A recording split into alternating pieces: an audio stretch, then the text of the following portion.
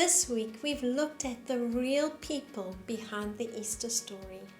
And today I'm going to finish with one of my favorite people, Mary Magdalene.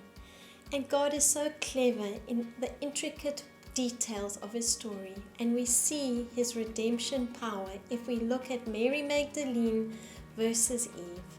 Eve, we saw, was in a garden.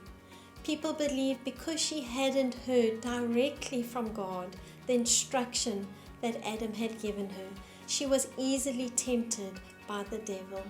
And she believed the devil's promise over what God was saying to her. And so because she didn't know God in an intimate way, she fell.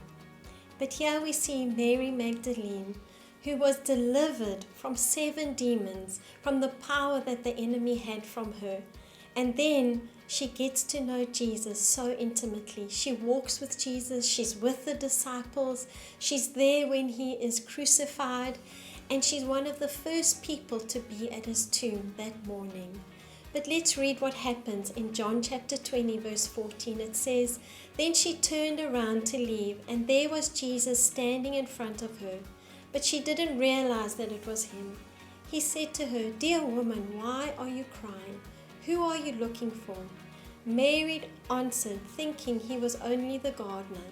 'Sir, if you have taken his body somewhere else, tell me, and I will go and—'" "Mary," Jesus interrupted her. Turning to face him, she said, "Rabboni," which means my teacher.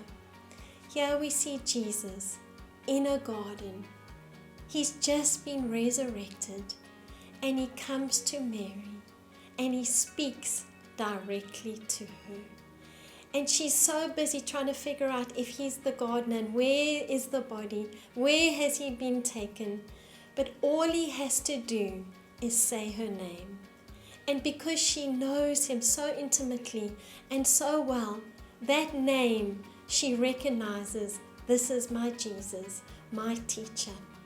Won't you know that you have that same intimate relationship with Jesus today? He speaks directly to you. He knows your name. And when you understand that, you will not be tempted by the enemy.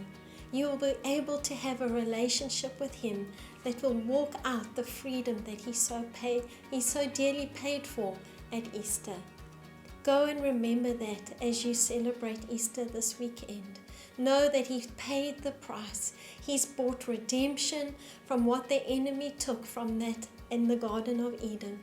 He's paid for our sin, our sickness, our poverty, our shame.